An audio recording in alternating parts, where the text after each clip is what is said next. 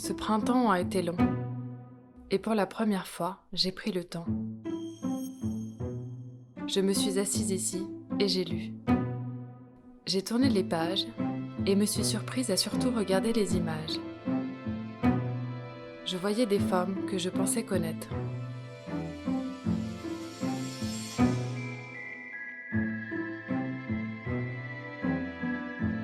Je savais que j'étais observée, de près ou de loin. Mais j'avais la sensation que quelqu'un me tenait la main.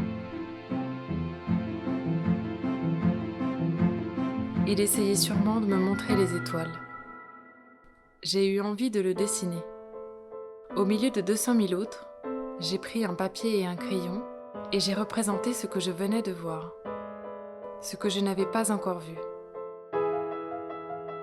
Pour une fois, c'était quelque chose de précis, qui ressemblait à une photo du temps où les ouvrières venaient étudier ici la nuit.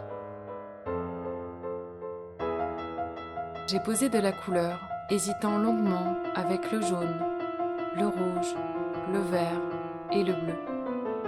Je n'ai finalement pas choisi, mais tout prenait sens.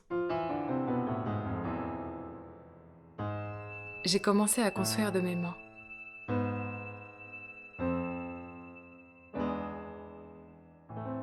J'avais trouvé mes modèles dans des lieux nouveaux.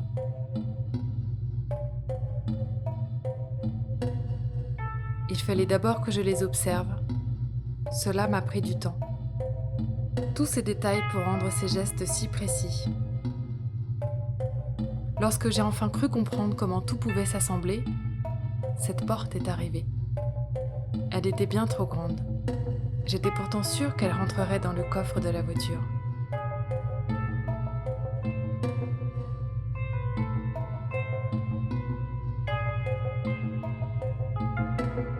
Peu importe, ça laissait plus de place à toutes ces autres caisses.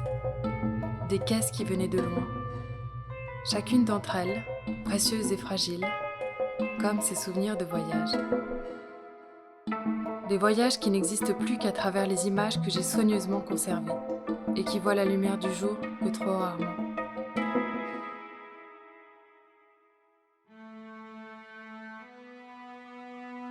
Je pense encore à ces robes que j'ai portées et que je ne retrouve plus, à ces chaises sur lesquelles nous étions assises qui n'existent plus, à ces gens que j'ai croisés et que je ne reverrai plus, à ces arbres pourtant verts qui ont disparu, et dans le coin, tous ces objets que je n'avais encore jamais vus. La nuit tombe et il me tape l'épaule. C'est l'heure, dit-il. Je repars chez moi. L'été s'est couché et demain c'est déjà l'automne.